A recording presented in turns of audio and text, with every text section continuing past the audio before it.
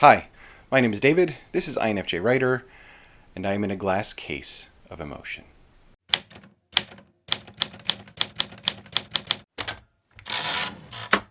I wanted to do a video on what it's like being an unhealthy INFJ.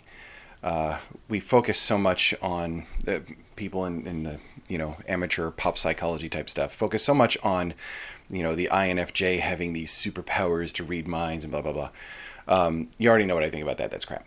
More often than not, INFJs are broken people. We have a lot of unhealthy aspects to our personality, and in the wrong circumstances, they can really just kind of run away. So I'm going to present to you today 5 signs that you are a very unhealthy INFJ. Number 1, something INFJs are really, really good at, is allowing people that have toxic behavior into their lives. This is a major character flaw, and it's sure as hell bitten me more than a few times. INFJs are pretty susceptible to narcissists. We're very emotional, very feeling type of people, and what ends up happening is that we like to dive into people's emotions, and so we end up attracting people that are quote-unquote broken. In such a way that we feel like they need to be fixed. And INFJs want to fix the world. It's not a terrible thing. It's very idealistic. It's, it motivates us to sometimes do really great things and very selfless things. But it can also, when you have somebody who's a, manipulative douchebag, to enter into your life and just absolutely destroy everything that you're doing. Your self-esteem, your work life, your work-life balance, your family, your friends, and everything like that. We're so susceptible to people that are manipulative narcissists.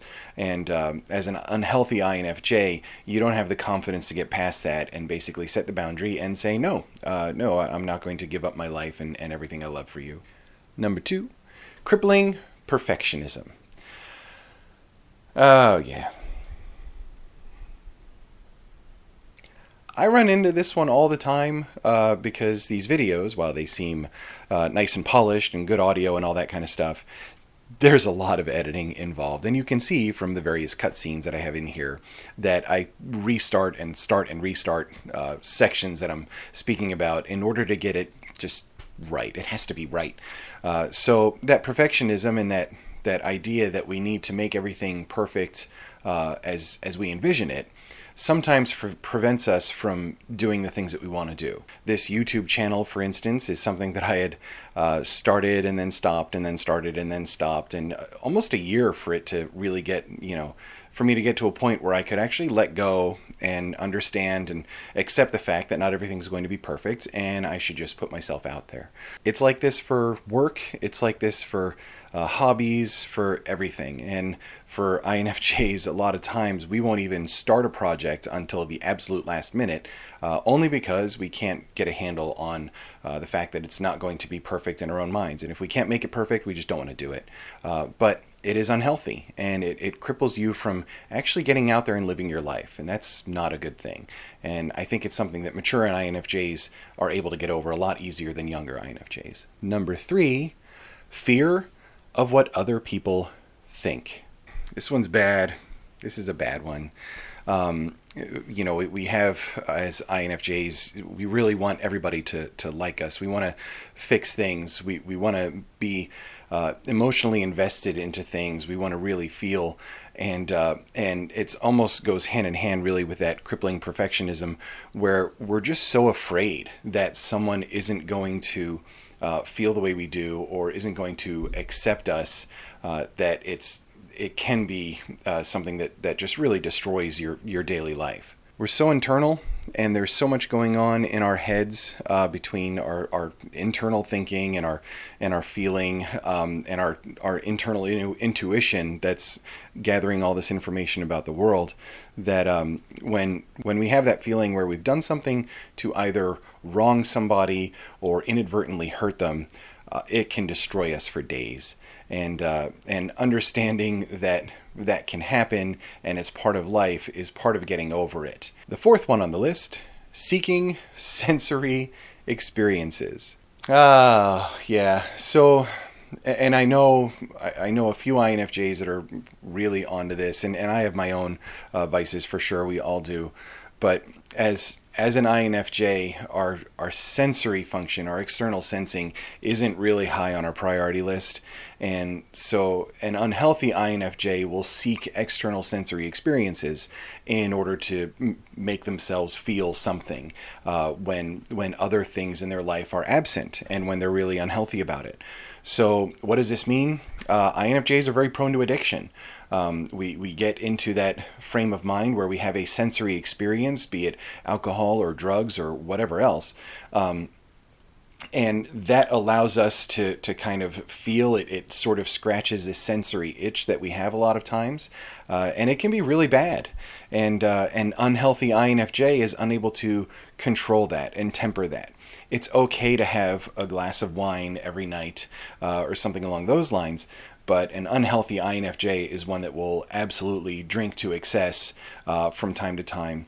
And I think what's probably most important for an INFJ to get past that is to find sensory experiences that just aren't destructive.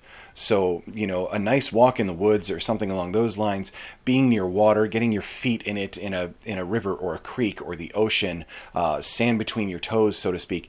Those sensory experiences, if you're addicted to those, well, that's pretty cool.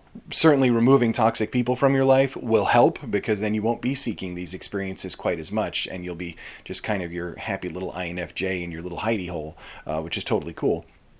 But you definitely want to make sure that you recognize the signs of when you're leaning on things like substances or anything else, and do the things that'll help you break away from that. The last one, on my list at least, is having that feeling as an INFJ where you're taking care of everybody and you're not taking care of yourself. It's so cliche, and I've said it before, I'm sure on this channel and other videos, but imagine yourself on an airplane. One of the things that they tell you when they're getting ready to take off, when the person's up there with the seat buckle, well, now it's all on video, it's just stupid. I like it better when they do the thing.